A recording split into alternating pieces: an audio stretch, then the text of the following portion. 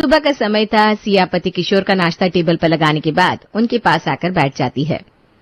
सुनते हैं जी, मैं सोच रही थी इस महीने से 1 लीटर दूध बढ़ा देते हैं। दोनों बच्चे बड़े हो रहे हैं, अब उनके खान पान का भी तो ख्याल रखना पड़ेगा ना। तुम्हारी बात ठीक है, लेकिन जानती हो ना जितनी मेरी तनख्वाह है, पहले ही उसमें किसी तरह खींच तान करके हम लोग घर चला रहे हैं। ऐसे में तुम खर्च बढ़ाने वाली बात मत करो, जो है उतने में मैनेज करने की कोशिश करो। अच्छा, अंश बेटा तो हाई स्कूल में गया है, आगे चलकर वो आईआईटी करना चाहता है। लैपटॉप खरीदने के लिए काफी दिनों से बोल रहा है। अगले महीने आपका बोनस आएगा, दिलवा दीजिए ना, मेरे बेटे को पढ़ाई में काम आएगा। कोशिश करता हूँ, पैसों का इंतजाम हो गया तो दिलवा दूंगा।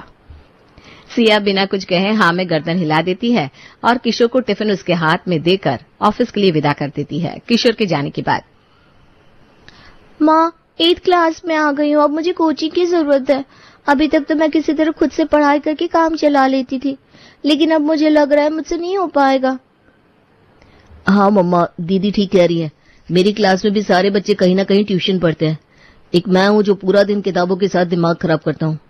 अच्छा, आपने वादा किया था ना इस बार समर वेकेशंस में आप मुझे स्केटिंग क्लास ज्वाइन करवाएंगी, याद है ना आपको? हाँ बेटा, सब याद है। ये सही है मम्मा, अपने बेटे के लिए तो आप इतना खर्च करने के लिए तैयार हो, लेकिन बेटी को कोचिंग तक नहीं लगवा सकती। क्या करूं क्या ना करूं, कुछ समझ में नहीं आता। बच्चे भी अपनी जगह ठीक ही है ना। आजकल कंपटीशन का जमाना है, छोटे छोटे बच्चे न जाने क्या क्या सीख रहे हैं। और एक हमारे बच्चे हैं, बेचारे समर वेकेशन में भी कुछ सीखना चाहते हैं तो उसके लिए भी हर बार मना करना पड़ता है। समझ में नहीं आ रहा, बढ़ते बच्चों के साथ खर्च हर दिन बढ़ रहे हैं, लेकिन कमाई का कुछ पता ही नहीं चलता। अगर किशोर के भरोसे बैठी रहूंगी तो कुछ नहीं होने वाला, बच्चे अपने क्लास में पिछड़ जाएंगे। नहीं नहीं, ये मैं नहीं होने दूंगी। सिया अपनी सहेली से फोन पर बात करती है। आज मूड बहुत खराब है यार, पता नहीं भगवान ने क्या सोचकर हम मिडिल क्लास लोगों की किस्मत लिखी है। चाहे जितनी कोशिश करो, कुछ न कुछ कमी रह ही जाती है।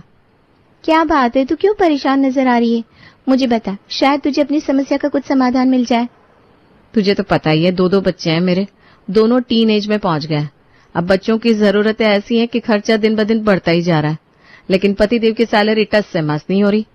समझ में नहीं आ रहा बच्चों का खर्चा कैसे कम करूं।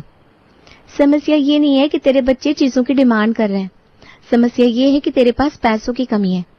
देख, आजकल ना महंगाई का जमाना है, मिडिल क्लास घर एक आदमी की कमाई से चल नहीं सकता। तू भी कोशिश करके कुछ काम शुरू करना। अरे कैसे काम करूंगी मैं यार, जब से शादी हुई है तब से घर से बाहर पैर नहीं निकाला। मुझसे नहीं हो पाएगा। और फिर तुझे पता है ना, मैं ग्रेजुएट भी नहीं हूं। अब मेरे जैसे अंडर ग्रेजुएट को कौन नौकरी देगा। एक सोल्यूशन है मेरे पास, लेकिन मैं तुझे बताने से पहले थोड़ा डर रही हूँ। कहीं ऐसा ना हो कि तुम मेरी बातों को गलत तरीके से ले लो और हमारे बीच का रिश्ता खराब हो जाए। अरे नहीं यार, मैं चाहती हूँ कि तू कुछ इस समस्या का समाधान निकाले, बता ना। मेरी एक दूर की रिश्ते की बहन है, उसके हस्बैंड ना अचानक काफी बीमार हो गए थे। घर चलाने की जिम्मेदारी मेरी बहन के ऊपर आ गई। पिछले 15 सालों से उसने नौकरी तो की नहीं थी, ना वो घर से बाहर निकलती थी। उसे भी लगा कि वो कभी अपने परिवार के लिए कुछ नहीं कर पाएगी, लेकिन ऐसा नहीं है। आज उसके कारण उसका परिवार बहुत अच्छे से चल रहा है। मुझे भी बता ना, ऐसा क्या काम किया उन्होंने जो उनके घर में सब सही हो गया। देख यार, सबसे पहले तो तुझे ये समझना होगा कि कोई भी काम छोटा या बड़ा नहीं होता। पढ़े लिखे लोग ऑफिस में जाकर काम करते हैं, क्योंकि अब तेरे पास बड़ी बड़ी डिग्रियां या एक्सपीरियंस नहीं है, इसलिए तुझे कोई दफ्तर में बैठकर करने वाला काम तो देगा नहीं। तू इससे बेहतर वो काम करना जो तुझे अच्छी तरह आता है। मेरे कहने का मतलब है, तू बहुत अच्छा खाना बनाती है, क्यों ना तू घर घर जाकर लोगों के यहाँ खाना बनाना शुरू कर दे। और तुझे शायद पता नहीं, एक कुक को ना अच्छी खासी सैलरी मिल जाती है। तू 2-3 घर में भी खाना बनाने लगेगी ना, तो तेरे हस्बैंड के बराबर सैलरी हो जाएगी तेरी। फिर तो अपने बच्चों के लिए वो सब कर सकती है जो तू चाहती है। मैं तुझे सोचकर जवाब दूंगी यार, समझ नहीं पा रही हूँ क्या करूँ क्या नहीं। लेकिन ये बात तो है, घर में बैठकर हाथ पर हाथ रखने से समस्या का समाधान नहीं निकलेगा। परिवार के खर्चों का दबाव किशोर पर लगातार बढ़ता ही जा रहा है। वो कुछ कहते नहीं है, लेकिन उनके चेहरे से मुझे समझ में आता है कि वो कितना तनाव ले रहे हैं। अगले 2-3 दिन तक सिया काफी सोच विचार करती है और फिर वो डिसाइड करती है कि अब घर में बैठकर सिर्फ चिंता नहीं करेगी, बल्कि जितना उससे बन पड़ेगा उतना पति की मदद भी करेगी। सिया की सहेली की पॉश इलाकों में अच्छी खासी जान पहचान थी। उसकी मदद से उसे खाना बनाने का काम मिल जाता है। किशोर, मुझे खाना बनाने का काम मिल जाए तो कैसा रहेगा? मैंने सुना है बड़े बड़े घरों में खाना बनाने वालों को अच्छी सैलरी मिल जाती है। अरे अभी इतने बुरे दिन नहीं आए हमारे कि तुम्हें घर घर जाकर नौकरानी की तरह काम करना पड़े। तुम्हें घर के कामों में आराम रहे, इसके लिए मैंने तुम्हारे लिए काम वाली लगा रखी, और तुम खुद काम वाली बनने के बारे में सोच रही हो। बस इतना ही दिमाग है क्या तुम्हारे अंदर? इसीलिए कहता हूँ सोचने का काम मेरे ऊपर छोड़ दो, तुम बस रोटियां बनाओ। पति के मना कर देने के बाद भी न जाने क्या सोचकर सिया अगले दिन नौकरी के लिए बात करने सहेली के साथ रेखा के यहाँ चली जाती है। देखो, 7 लोगों का परिवार है हमारा। इतने लोगों का खाना बना लोगी ना? बाद में ना नुकुर तो नहीं करोगी? हमें खाना बनाने के लिए एक ऐसे इंसान की जरूरत है जो कम मसाले का सादा और स्वादिष्ट भोजन बनाकर मेरे परिवार को खिला सके। जल्दबाजी में अध पका और बहुत ज्यादा मसाले डालकर जबरदस्ती स्वाद लाने की कोशिश करने वाला कुक मेरे यहाँ नहीं चल पाएगा। पैसों की चिंता मत करो, मैं तुम्हें बढ़ाकर ही दूंगी। बस परिवार की सेहत के साथ समझौता नहीं होना चाहिए। आप बिल्कुल चिंता मत करिए मैडम, मेरे भी 2 बच्चे हैं और मैं समझती हूँ कि परिवार की सेहत एक माँ के लिए क्या होती है। मैं बिल्कुल अपना घर समझकर ही काम करूंगी और खाना बनाने में किसी तरह की जल्दबाजी नहीं करूंगी। तो फिर ठीक है। तुमसे पहले जो कुक काम कर रहा था वो 12,000 लेता था, लेकिन अगर तुम्हारा काम मुझे पसंद आया तो मैं तुम्हें 15,000 भी देने के लिए तैयार हूँ। मालकिन की बात सुनकर सिया काफी खुश हो जाती है और घर जाकर अपनी सास को अपने काम के बारे में बताती है। अम्मा जी, अब चिंता की कोई बात नहीं है, मुझे काम मिल गया है। 15,000 महीना मिलेगा और कुछ ही घंटे का काम है। काम निपटाकर मैं घर भी आ जाया करूंगी। ऐसा कौन सा काम मिल गया बहू, हम भी तो जाने। देखिए माँ जी, आपको आपके बेटे की कसम है, अगर मैंने उन्हें सच बताया तो वो मुझे ये काम करने नहीं देंगे, लेकिन बच्चों की खातिर मैं ये काम करना चाहती हूँ। अरे भैया, ऐसा कौन सा काम है जो तुझे अपने पति से छुपा कर करना पड़ रहा है? माँ जी, कोई चोर डकैती का काम नहीं है, बल्कि बहुत ही इज्जतदार और साफ सुथरा काम है। मुझे एक बंगले में खाना बनाने का काम मिल गया है। दोपहर में और शाम को 2 वक्त का खाना बनाना होगा। किशोर को ऑफिस से लौटने में 9 बज जाते हैं। मैं 7:30 बजे तक वहां का काम खत्म करके घर आ जाऊंगी और फिर घर का खाना बना दिया करूंगी। क्या कहा? तुझे सारी दुनिया में और कोई काम नहीं मिला, अब ये तू काम वाली बनने का काम करेगी?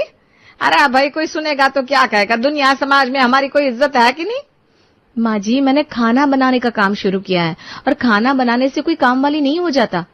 और दूसरी बात, कोई भी काम छोटा या बड़ा नहीं होता। अब मैं बहुत पढ़ी लिखी नहीं हूँ तो मुझे कहीं ऑफिस में तो नौकरी मिलेगी नहीं, इसलिए इसी तरह काम करके गुजारा करना पड़ेगा। अरे राम राम राम, अपने घर में काम करने के लिए मैंने खुद काम वाली लगा रखी है और मेरी बहू दूसरों के घर में जाकर नौकरानी बनेगी? बस यही दिन दिखाना बाकी रह गया था कन्हैया। यह दिन दिखाने से पहले तूने मुझे उठा क्यों नहीं लिया? माँ जी, बातों का क्यों बतंगड़ बना रही है? बहुत अच्छे लोग हैं जिनके यहाँ मुझे काम मिला है। होटल में भी तो कोई खाना बनाता है तो क्या वो छोटे हो जाते हैं? उन्हें तो लोग शेफ कह के पुकारते हैं। अरे बहू, ऐसा है, अब तू अगर काम वाली बनाने का विचार बना चुकी है ना तो भाई कल से मेरी रोटी तुम मत बनाना। पता नहीं कौन जात बिरादरी के यहाँ जाकर रसोई में घुसकर खाना बना रही होगी। हमारा तो सारा धर्म भ्रष्ट कर दिया तूने। अपनी 2 रोटी हम खुद बना लिया करेंगे। हमें तो काम वाली को भी अपनी बहू कहने में शर्म आती है। सारी दुनिया जहान में यही नौकरानी बनने का काम मिला था तुझे। शाम के समय, किशोर, मुझे एक प्ले स्कूल में नौकरी मिल गई है। स्कूल के बच्चों की देखभाल करनी है और थोड़ी बहुत एक्टिविटी वगैरह। इसके बदले मुझे 15,000 सैलरी मिलेगी। अगर आप कहो तो ये जॉब कर लूं? ठीक है, तुम्हारी इच्छा है तो कर लो, बाकी मेरी तरफ से ऐसा कोई दबाव नहीं है। सिया ने अगले ही दिन से खाना बनाने का काम शुरू कर दिया था। कुछ दिन बाद शाम के समय, सिया, मानना पड़ेगा, तुम बहुत स्वादिष्ट खाना बनाती हो और साफ सफाई से काम करती हो। तुम्हारे हाथों में रसोई छोड़कर मैं बिल्कुल निश्चिंत हो गई हूँ। तुम पैसों की चिंता मत करना, बस वादा करो कि मेरे यहाँ का काम नहीं छोड़ोगी। आजकल अच्छे कुक ढूंढना भी बड़ा मुश्किल काम है। हाँ दीदी, क्यों नहीं। अच्छा, मैं चलती हूँ। 1 मिनट सिया, अरे तुमने पूरे परिवार का खाना बनाया और खुद 1 गिलास पानी तक नहीं पिया? कल से तुम भी यहीं पर खाना खाकर जाया करो। और हाँ, संकोच की कोई बात नहीं है, दूध फ्रिज में रखा रहता है, चाय बनाकर पी लिया करो। तुम मेरे लिए मेरे परिवार की तरह हो। जिस तरह से तुम हमें अपना परिवार समझकर इतने अपनेपन से हमारे लिए खाना बना रही हो, तो हमारे लिए भी तो तुम हमारा परिवार ही हुई ना। खुद को नौकर समझने की जरूरत नहीं है। सिया का काम बहुत अच्छा चल रहा था। वो जितने प्यार और अपनेपन से खाना बनाती, उसे देखकर मालकिन और उसके परिवार के लोग बहुत खुश रहते थे। सिया मेरी एक सहेली है। वैसे तो उसके यहाँ पर कोई कुक के हाथ का बना खाना नहीं खाता, लेकिन उसकी मजबूरी है, ऑपरेशन हुआ है उसका अभी फिलहाल 6 महीने के लिए उसे डॉक्टर ने रेस्ट बताया है। अगर तुम उसके यहाँ खाना बनाने का काम कर दोगी तो उसकी बहुत मदद हो जाएगी। और तुम बिल्कुल भी चिंता मत करो, तुम्हें नौकरानी नहीं बल्कि परिवार के सदस्य से भी बढ़कर प्यार सम्मान मिलेगा वहाँ। ठीक है दीदी, आप कहती हो तो मैं बना दूंगी। सिया मालकिन के बताए घर में पहुंचती है तो देखती है घर में रहने वाली राधा की एक 3 साल की छोटी बच्ची भी है। तुम ये समझ लो, इस समय कोई अपना भी मदद करने के लिए आगे नहीं आ रहा। इस समय तुम अगर मेरा घर संभाल लोगी तो मैं तुम्हें मुंह मांगे पैसे देने के लिए तैयार हूँ। बस वादा करना होगा कि बच्चों की सेहत और खान पान के साथ कोई समझौता नहीं करोगी। आप बिल्कुल चिंता मत करो दीदी। और आपकी 3 साल की छोटी बेटी भी है, उसकी देखभाल के लिए भी तो किसी को बुलाया होगा ना आपने? कोई है ही तो नहीं। तुम ऐसा करना, तुम मुझसे ही महीने के 25,000 रुपए ले लो, बदले में मेरी बेटी की देखभाल और 2 वक्त का खाना। इसके अलावा तुझे एक भी काम करने की जरूरत नहीं है। बाकी सारे कामों के लिए घर में नौकर चाकर है। देखो, नाम मत कहना। अच्छा 30,000 ठीक है, मना मत करना। रेखा ने तुम्हारी बहुत तारीफ करी है, उसको बहुत विश्वास है तुम्हारे ऊपर, इसलिए मैं चाहती हूँ कि मेरे घर का काम भी तुम ही संभालो। राधा के घर का काम मिलने के बाद तो मानो सिया की सारी समस्या ही दूर हो गई। खुशी खुशी वो अपने घर आती है। माँ जी, हमारी सारी तकलीफें दूर हो गई। अब बच्चों को किसी भी चीज के लिए समझौता करने की कोई जरूरत नहीं है। मैं अकेले 45,000 रुपए कमाकर हर महीने घर ला सकती हूँ। अब बस मुझे पूरा दिन उधर ही बिताना होगा। तुझे दिन जहाँ बिताना है बिता। मैं तो वैसे भी तेरे हाथ का खाना खाना पसंद नहीं करती। बहू, पैसा सब कुछ नहीं होता। जब से तूने ये नौकरानी वाला काम शुरू करा है ना, मुझे तो ये बताते भी शर्म आती है कि तू मेरी बहू है। माँ जी, ऐसा कोई गलत काम नहीं कर रही हूँ मैं। राधा मैडम की 3 साल की छोटी बच्ची है, बच्चों की देखभाल करने वाला कोई नहीं है। वो अगर पैसे ना देती तो इंसानियत के नाते मैं उनकी बच्ची की देखभाल करने के लिए वैसे भी तैयार हो जाती, लेकिन वो मुझे मेरे काम की अच्छी रकम देने के लिए तैयार है। वो बस इतना चाहती है कि उनकी बच्ची की देखभाल कोई अपनेपन से करे। आपको मुझसे जितनी नफरत करनी है आप कर लीजिए, बस किशोर को इस बारे में कुछ मत बताइएगा। मैं नहीं चाहती कि आपकी तरह वो भी मुझे काम वाली समझकर छुआछूत करे या उन्हें भी मेरे साथ चलने में शर्मिंदगी का एहसास हो। सिया सवेरे बच्चों का नाश्ता टिफिन बनाने के बाद घर से निकलती। उसके बाद पहले रेखा के यहाँ जाती और फिर अंत में राधा के यहाँ जाकर खाना बनाने के बाद पूरा दिन वहीं रुकती। शाम को 5 बजे जब राधा की बहन कॉलेज से आ जाती तब सिया वहां से निकलती, फिर रेखा के यहाँ जाकर खाना बनाती और अंत में 7:30 बजे तक अपने घर पहुंचकर फिर अपने परिवार के लिए खाना बनाती। एक दिन राधा सिया से कहती है, आज घर पर एक छोटी सी पार्टी है, ज्यादा कुछ नहीं बनाना, बस चाय कॉफी और थोड़ी सी स्नैक्स वगैरह बना देना। तुम्हारे भैया है ना, उनके ऑफिस के कुछ लोग आ रहे हैं, उन्होंने एक मीटिंग यहीं पर रख ली है, तुम मैनेज तो कर लोगी ना? ठीक है ना दीदी, मेहमान तो आते ही हैं, इसमें इतना सोचने वाली क्या बात है। दोपहर के तकरीबन 4 बजे थे। सिया ने चाय कॉफी पकौड़े नाश्ता वगैरह बनाकर तैयार कर लिया था। धीरे धीरे राधा के पति के ऑफिस के लोग घर पहुंच गए। सिया, तुम जाकर अंदर टेबल पर सबका नाश्ता लगा दो। सिया नाश्ते की ट्रे लेकर जैसे ही हॉल में आती है, सामने खड़े मेहमानों में अपने पति को देखकर उसके कदम ठिठक जाते हैं। सिया को ऐसा लग रहा था जैसे उसकी चोरी पकड़ी गई हो। किसी तरह खुद को संभाल कर सिया रसोई में आती है। वो पत्थर की तरह खड़ी हो जाती है। उसे समझ में नहीं आ रहा था कि वो पति किशोर का सामना आखिर किस मुंह से करे, क्योंकि उसने तो आज तक पति को ये बताया ही नहीं था कि वो खाना बनाने और बच्चे की देखभाल करने का काम करती है। किशोर तो यही जानता था कि उसकी पत्नी एक प्ले स्कूल में छोटे बच्चों को संभालने का काम कर रही है। इसलिए उसने भी जब सिया को वहां खाना सर्व करते हुए देखा तो उसके भी होश उड़ गए थे। सिया, तुम यहाँ? अरे किशोर, तुम इन्हें जानते हो? हमारी सिया दीदी है ही ऐसी, जो इनसे एक बार मिल ले वो कभी इन्हें भूल ही नहीं सकता। वैसे तो ये हमारे घर पर खाना बनाने और मेरी बेटी को संभालने का काम करती हैं, लेकिन इन्हें कुक कहना उनकी तौहीन करने के बराबर होगा। मेरी वाइफ जब बिस्तर से खड़ी भी नहीं हो पाती थी, उस समय में इन्होंने मेरी बेटी को इतना प्यार किया कि उसे कभी अपनी माँ की कमी महसूस नहीं हुई। चाहे जितना भी काम किया, लेकिन 1 रुपये की बख्शिश नहीं ली। आज के जमाने में सिया दीदी जैसे लोग मिलना मुश्किल ही नहीं, नामुमकिन है। मुझे तो लगता है वो लोग कितने किस्मत वाले होंगे जिसके घर में सिया दीदी बहू बनकर गई होंगी। बिल्कुल ठीक कह रहे हैं अभिनव। पिछले 3 महीने में इन्होंने हमारे दिल में अपनी जगह बना ली है। हमने तो आज भी इन्हें सिर्फ खाना सर्व करने के लिए कहा था। मैं तो यही चाहती थी कि खाना हम रेस्टोरेंट से ऑर्डर कर ले, लेकिन दीदी ने कहा घर आए मेहमान को बाहर का नहीं बल्कि अपने हाथ का बना हुआ खाना खिलाना चाहिए। और फिर इन्होंने इतना सब कुछ अकेले बनाया। इन 3 महीनों में मुझे इनकी ऐसी आदत लग गई है कि अब लगता है कि अगर इन्होंने हमारे यहाँ आना बंद कर दिया तो हम इनके बिना कैसे घर चलाएंगे। अरे दीदी, आप तो बिना बात मेरी इतनी तारीफ कर रही हैं। ऐसा मैंने कुछ खास किया भी नहीं, और वैसे भी एक काम वाली को इतना सर पर नहीं चढ़ाना चाहिए। खबरदार जो आपने खुद को काम वाली कहा। आप हमारे घर के सदस्य हैं। जब सब रिश्तेदारों ने मुंह मोड़ लिया था उस समय आपने हमारा साथ दिया। आपका ये एहसान हम कभी नहीं भूल सकते। आपने जितनी सेवा की है ना राधा और मेरे बेटे की, उसकी भरपाई पैसा देकर हम कभी नहीं कर सकते। एक तरफ राधा और अभिनव उसकी जी भर की तारीफ कर रहे थे, वहीं दूसरी ओर सिया पति किशोर की नजर में गिर जाने के कारण शर्मिंदा हुई खड़ी थी। मेहमानों के सामने तो किशोर कुछ नहीं बोलता। पार्टी खत्म होने के बाद किशोर और सिया घर चले जाते हैं। घर पहुंचकर सिया, तुम्हें कुछ कहना नहीं है? मैं कुछ भी कहने सुनने लायक बची ही कहाँ हूँ। मैं बस आपसे माफी मांगना चाहती हूँ। मैं आपका दिल नहीं दुखाना चाहती थी, बस अपने बच्चों के लिए कुछ करना चाहती थी।